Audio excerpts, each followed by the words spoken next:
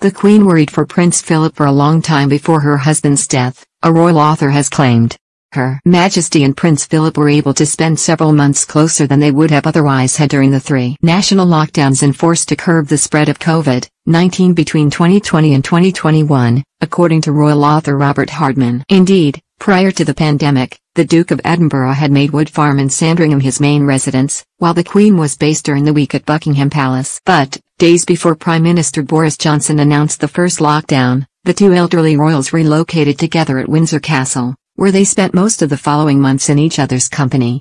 Mr. Hardman, author of Queen of Our Times, The Life of Elizabeth II, also claimed the monarch had been worried for a long time about the Duke, suggesting his ill health was a source of concern for the doting wife. The author told OK! Magazine, she had been worried about him for a long time, but one of the upsides of lockdown is that they were together a lot more than they would have been. The royal expert also said the Queen used to rely on her husband when it came to receiving advice. He said, "I'm sure she misses the wit and he was the ultimate sounding board. When people used to say to her, 'What shall we do about this?' she'd say, 'Why don't you ask Philip?' She relied on him a lot, but he was getting old and weak and she knew that. The Queen," Mr. Hardman added, "was ready to deal with the death of Philip when it eventually happened. He said, she was prepared, and had the wherewithal to deal with his death." Prince Philip died at Windsor Castle on April 9.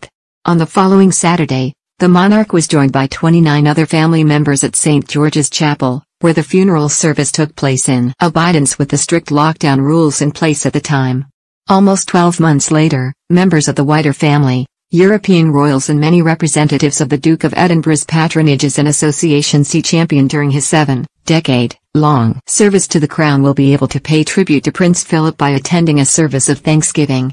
A statement shared by Buckingham Palace on March 24 said representatives of the UK government, the overseas territories, the army as well as his household will also be in attendance. And the Duke of Edinburgh's award, the Legacy Making initiative launched by Philip in 1956, will be featured prominently during the service. The service in celebration of his life and legacy is to be held on March 29 at Westminster Abbey, where the Queen and Prince Philip married in 1947 and he swore his allegiance to the new sovereign in 1953. The official note by the palace does not specify which members of the royal family will be in attendance and doesn't mention the Queen. However, it has been reported the monarch hopes to be able to attend the memorial service of her beloved late husband. The monarch hasn't attended a royal visit outside of palace walls since late October last year, when it was announced her doctors had given her the advice to rest. The Queen was expected to take part in person in the Commonwealth Day service on March 14, but pulled out of it a few days prior. It is understood the reason for her cancellation was not due to health issues but, rather, concerns over her comfort during the trip to and from central London. While her attendance to Philip's service remains on brink, the Queen's latest in-person engagement bodes well. The monarch has been pictured smiling and walking around the white drawing room at Windsor Castle while viewing a selection of enamel and fine bone china artifacts from halcyon days.